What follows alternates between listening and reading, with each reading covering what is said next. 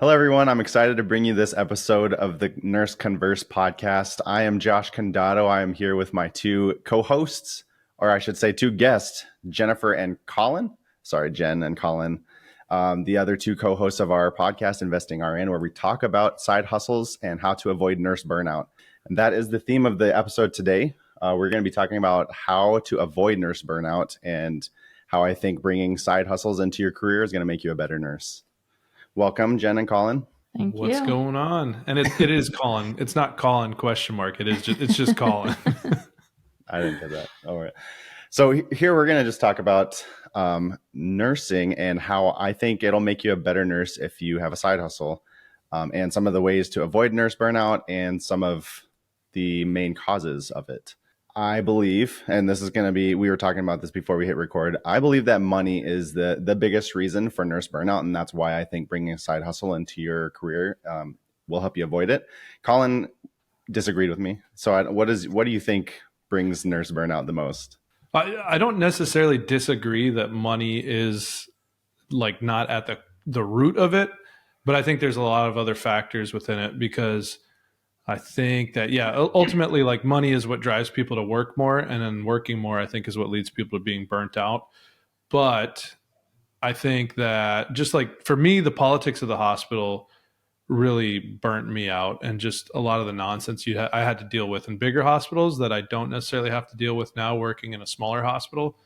Mm-hmm. That wore on me more than just the shifts. But I mean, I guess it all comes back to money. So it definitely helps having side hustles and other income, which is why we've pursued that. Yeah, I'd have to agree with Colin a little bit more on that burnout, because I have been burnt out as a nurse pretty much since when I started, maybe my first year. I'm 10 years in now.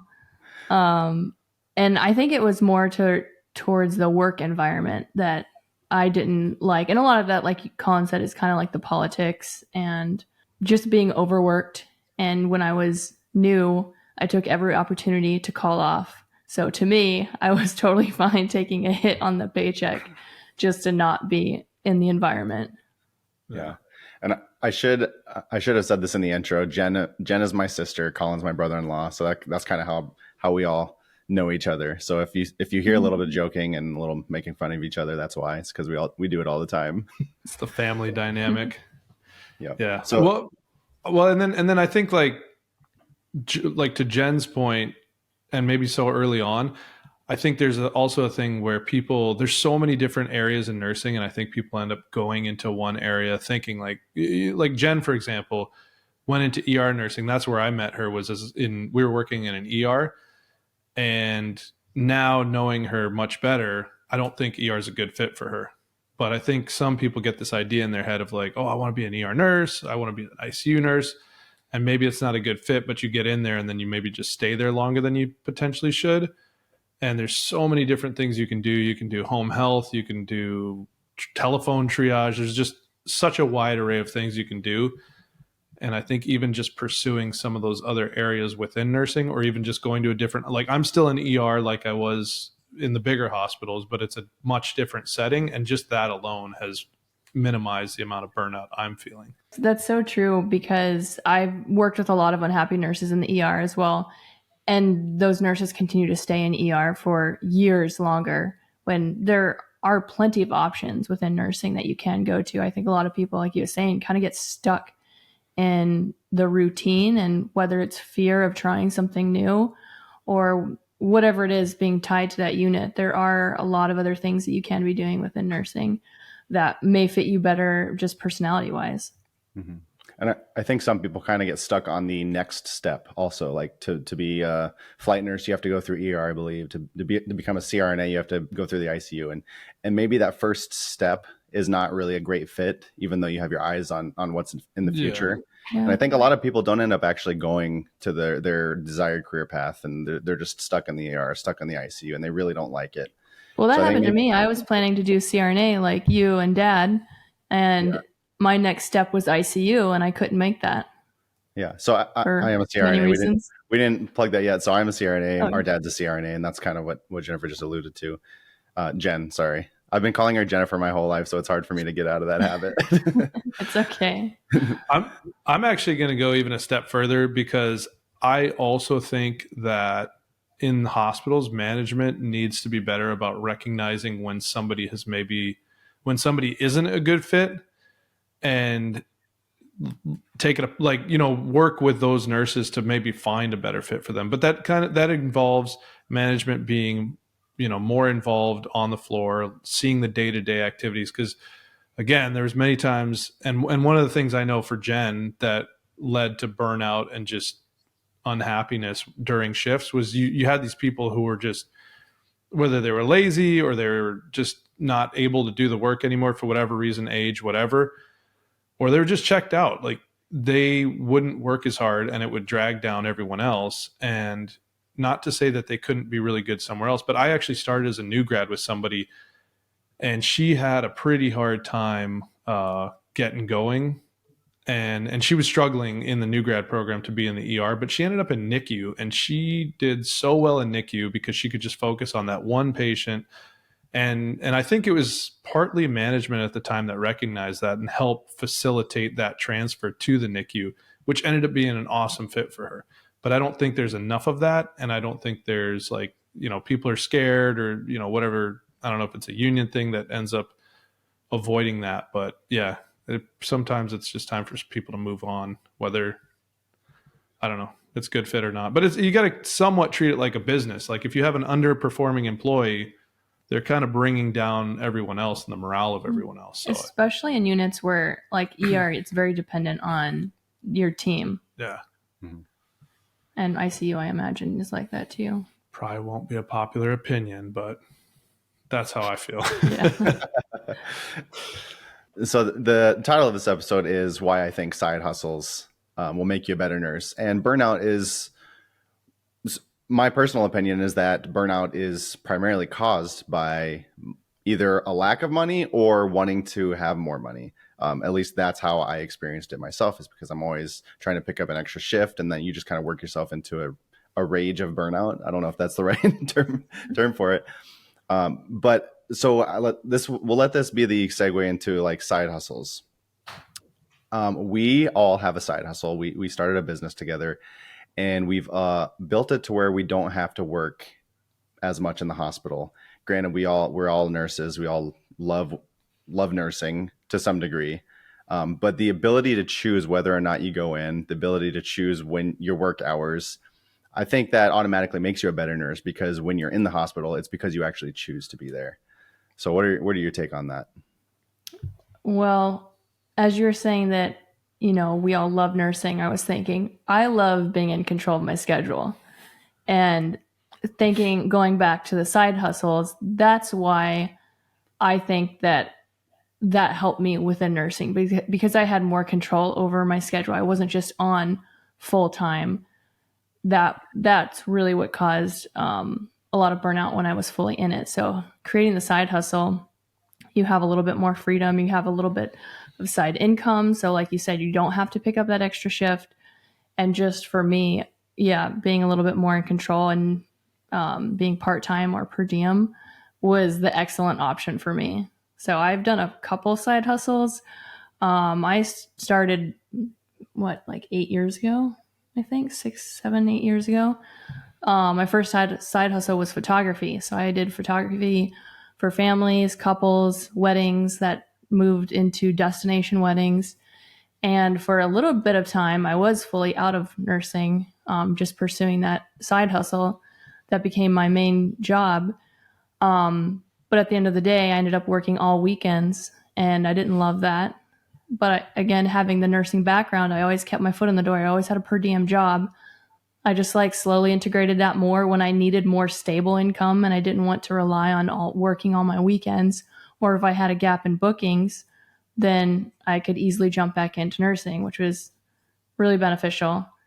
And then we did a little bit more a few years ago is when we kind of stumbled into real estate, and that really became a more not stable, but what would you say? Like more long-term investment, side I mean, it's not really a side hustle for us now. It was more of a strategy. Yeah. Whereas like with it seemed like from what you were saying, photography is more like this is just another way to make money. But since we dove in, and we all three of us we're all part of the same real estate investment company that we all started together back in 2019, I believe. It seemed like this was didn't really start till 2020, but yeah. But we actually came up with a strategy on how to control our time and a realistic way to improve our lifestyle. Yeah. But I think initially we all had this idea of, jumping into real estate, making a bunch of money quickly, being able to just get out of nursing fully if we wanted to. And it didn't play out that way. And then, but when we reevaluated it, and initially it started off as more of a long-term play. Like we all planned on staying in nursing, working till we were however many years old, and then using this as a retirement plan. And then it shifted to like, we want to replace our income, be able to get out if we want. And then now it's shifted back to the longer term play. But in the meantime, again, like what I was saying earlier, we've all settled into these roles within nursing that we're very happy with or comfortable with, at least. And we can, operate in a better way now. And we still have this side income, and we could be taking money from the real estate business, but we've decided now to build that more, like just reinvest everything back into it, so that in like 5-10 years, that can be we could do whatever we want. We could either stay in nursing or get out. And that's the biggest goal, is we're just trying to build our own freedom, our own time freedom. That way we can pick and choose when we want to work in the hospital, because I mean, I enjoy it. I have no plans on stepping away from it. But then again, like if I have a choice, like just the amount of choices we have, the only way you'll feel like you're in complete control is when you have more than one choice. Yeah. Yeah. And I think there's so many different things you can do. Like Jen did photography. We're doing this real estate thing now. We started a property management company, partly to manage our own portfolio, but then Jen and I in Los Angeles ended up managing a building we're living in. And that actually generated actual income, like that essentially replaced our nursing salary. I mean, obviously we weren't making as much as we would be as nurses, but we made enough to live off of, where we took a couple of years out of nursing.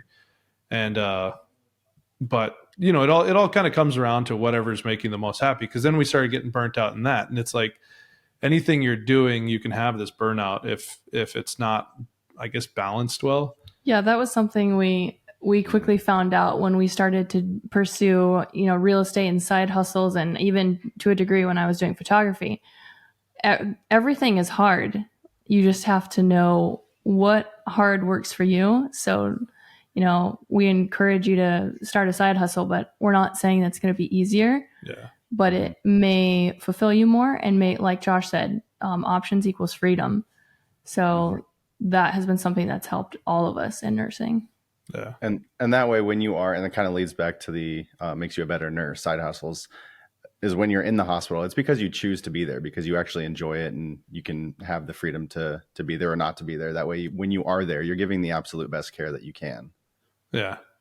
Yeah. I work with this guy, and he's I don't know, he's kind of an interesting dude, and he's telling me all these different things he's done, and he sold a bunch of real estate and made a bunch of money. And the more we were talking, he just kept mentioning all these different things he had, and it sounded like he was very well off.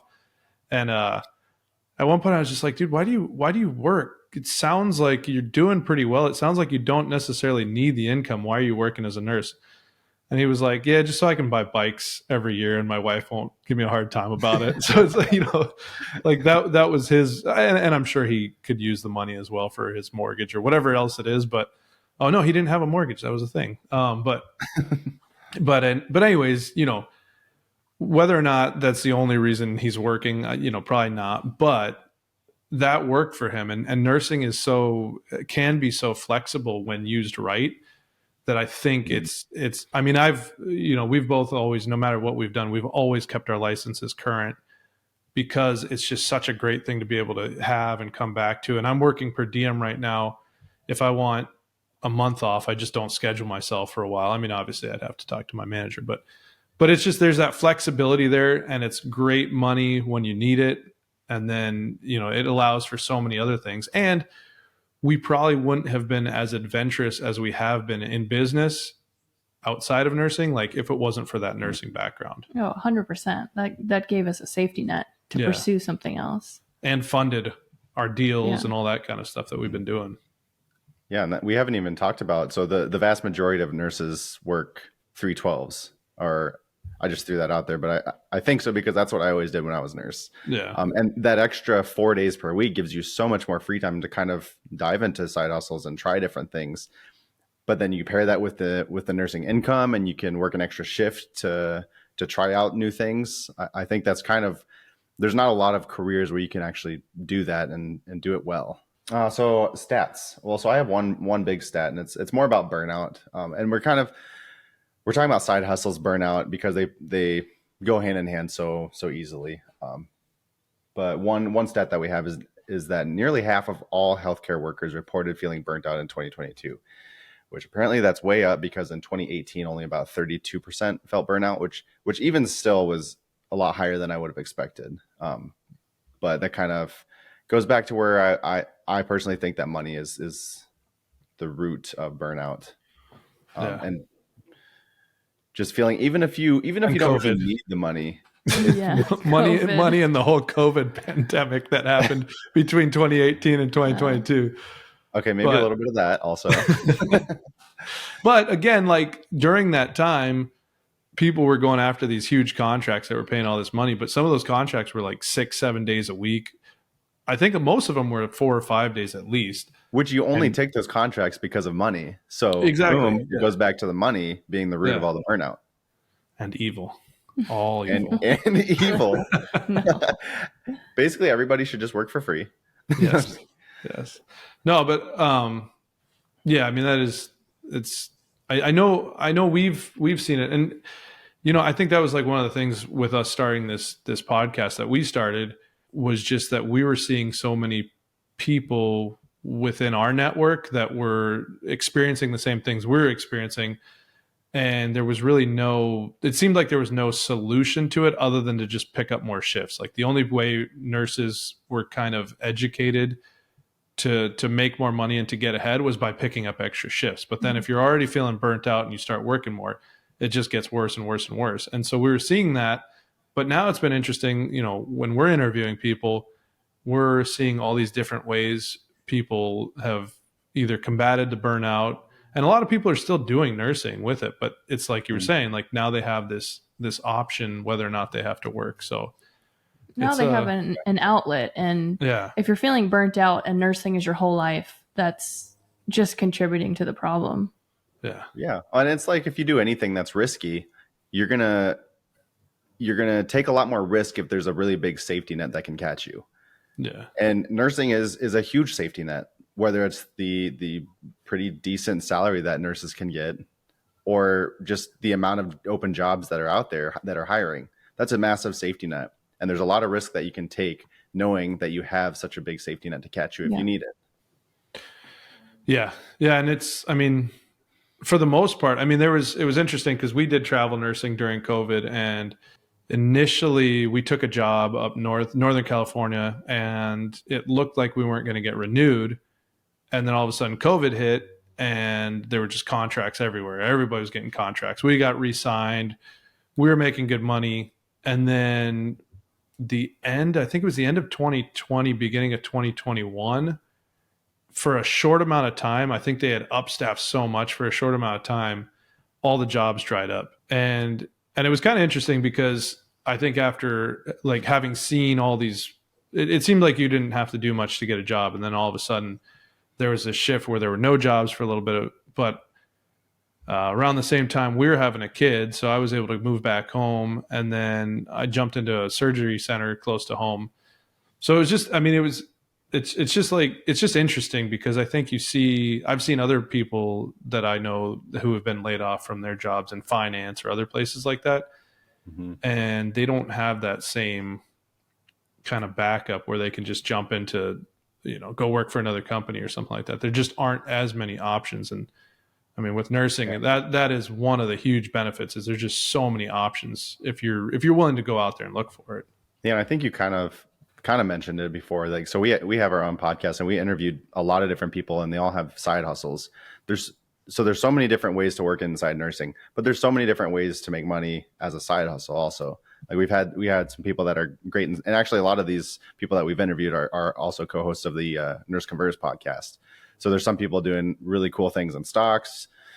I'm thinking, Brian, what does he do? He's doing like also stocks, but like more high level strategies. There's people that do their own real estate. And even inside of real estate, there's so many different ways to make money.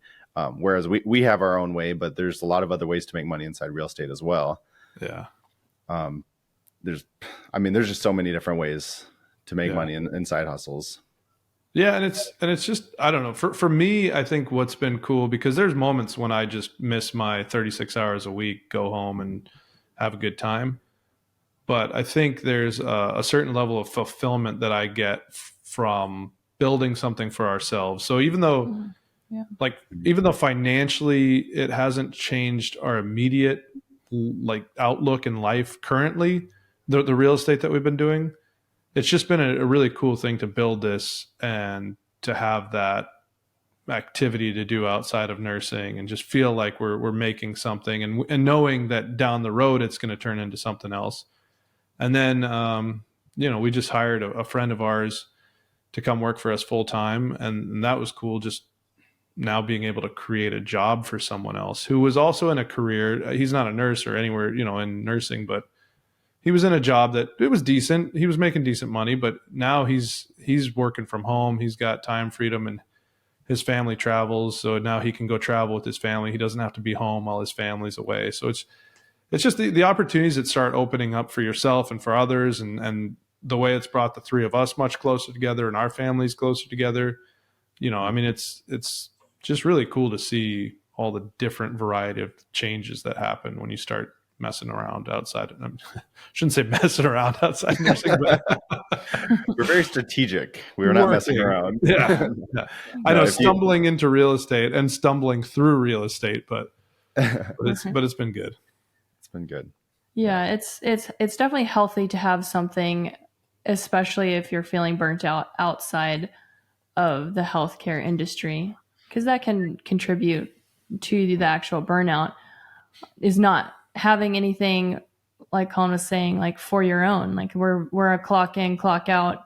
Yeah. If you don't show up, you don't get paid. So there's something extremely fulfilling about building something for yourself that, for what we're doing, will not always depend on the immediate time we're in the business. We're building something that's going to be continuing to generate money, whether we're physically like clocked in. Yeah. And that has created a lot of freedom. Maybe not exactly at this point, but it's there. Well, and I would even just say, like, the potential for it in the future, just knowing that we have this plan now, rather than just throwing money into a 401k. Not to say you shouldn't do that, but we just interviewed somebody and they were talking about how so many people in nursing just go to the oldest person on the unit, and that oldest person on the unit is the person giving out advice, like max out your 401k. But meanwhile, they're in their like late 60s, early 70s, still working on the floor. And not to say that there's anything wrong with that if that's what you want to do, but for us, we saw that and we don't want to be that. We don't want to have to be working until we're 70 years old on the floor doing what we're doing, having some young people on a podcast talking about how we've aged out and we need to be put out to pasture. Well, can I also say, especially because of the way that inflation is going and our nursing salaries are not rising with that. So it definitely feels like in 20, 30 years when we're at retirement age, I don't know that we'd be able to afford to retire the way that the way that prices and salaries are going. Oh, it looks like another stat's coming our way. How did you know? So I was just going to look up nursing wage increases over the last 2 years, because to your point, Jen, there's no way that nursing salaries have increased 20% over the last 2 years. So I was just going to actually do a quick Google search and find out. Yeah. And so I think for me, even just knowing, if I ever do feel like I'm burnt out or I don't feel like doing nursing anymore, just to know that in 3 to 5 years, I will likely be able to get out of nursing if I want, or at least cut way back, helps me get through the day to day and like the rough shifts the and night shift. Yeah, because I'm doing night shift right now, and I know I don't want to be doing night shift forever, but I'm like, well, it's a short term thing. I can get through it for a little bit of time. But if I thought I was going to have to do this for another 30 years, I'd probably be crying myself to sleep in the morning when I get off night shift. Ready for the statistic? Oh, All right, so this is the average. Obviously, people on the coast are going to be making a lot more than this, but this is the average over the entire U.S. So registered nurses, median salary went from $78,000 to $80,000 over the last 2 years. That's nowhere near the inflation rate. What percentage is that, Joshua? Let me do quick math. 2.6%, to be honest, to be accurate. Actually, I don't think that's right, but that's what the statistic says, that it increased 2.6% over the last 2 years on average. Yeah, and I mean, so there you go. I mean, who knows? Over the last 20 years, who knows? But yeah, it's not.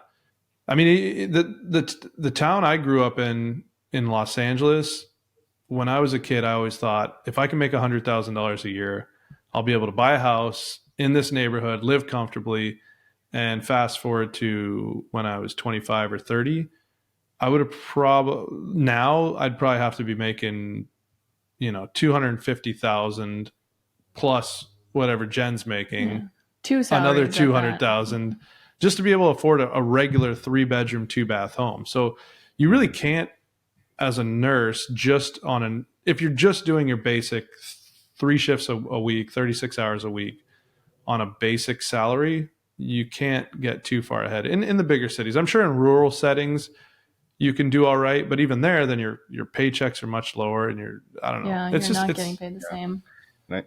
And so you kind of mentioned it earlier, but some people are just okay putting money in their 401k and just set it and forget it. I'll see you when I'm 59 and a half or whatever. I think one of the hardest things about starting our podcast and kind of our real estate and what we're trying to do is the hardest thing for me is just realizing that not everybody wants to have the same future that I want. Yeah. And there's a lot of nurses that they're probably okay just doing that, and they want to do that. But our message is for those who want a little bit more, or they want to have more time freedom, and they want to have a better future, more than just working there 36 hours and retiring at 60 or later sometimes. Well, I sometimes envy the nurses who seem to actually really like nursing and are just content, because I'm like, man, that'd be great. Just work 36 hours a week, stack some shifts or stack some days off, and just travel and have a good time, and man, more power to them, because it's definitely, there's something to be said for that. There's just like a certain, simplicity and peace of mind that comes with that. I think I remember that feeling very briefly in the early days of my nursing career. And yeah, I definitely felt very free, but I think that a lot of nurses, as soon as they get past the first couple years, I think they start to find that, the hardships of the shifts, that it starts just weighing on you. Yeah, and the landscape of nursing has changed so much over the last, even since I started nursing 10, 11, 13 years ago, whatever it was. But when I came into nursing then, people then were telling me how different it was from years before. And in the 10, 13 years I've been in it, I've seen it change. But, even the place I'm at now, it's pretty chill, but it was even more chill, even just a few years ago. So doing 30 years in an ER where they're seeing 10 patients a day, I could probably do that. But, as populations increase and you're hit with all these new regulations, and then there's like, I got probably about 45 health streams that I have to do. And it's just ridiculous. Which is like 4 to 8 hours, like actual. Like, it's the most mind-numbing stuff. Like, but by the time I finally get current, it's going to be like the next year's ones are going to kick in, and it's just going to be time to do them all over again. And I mean, if somebody who creates health streams listens to this, I'm sorry, but they're absolutely useless. That's. I'm not sure where this is going, but my point is, like, it's just like So going back to like the 36 hours a week, because I remember somebody saying, it's 36 hours a week. Like I can do anything for 36 hours a week. And then you have so much time off. And it is kind of ridiculous. There were times when I felt kind of ridiculous complaining about my 3 days a week, even though they're long shifts. It was like 36 hours of the entire week is all I had to work. But somehow I was still burnt out. And that's my point. It's because of all this other nonsense that just gets piled on. It's, whether or not it's about the money, like you're picking up extra shifts about the money, just the 36 hours alone can just wear you down because of just so much other stuff that you're having to deal with.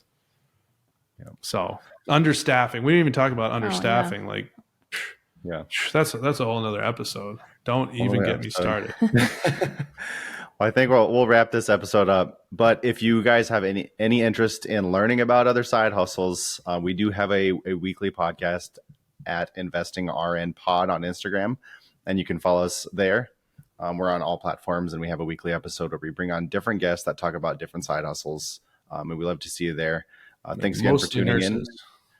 Mostly nurses. Yeah. Majority nurses are the guests that are doing really cool things. We've had a lot of guests on that are doing some very, very interesting things outside of healthcare, while continuing their job inside healthcare as well. So thanks again for tuning in to this episode on the Nursing Converse podcast.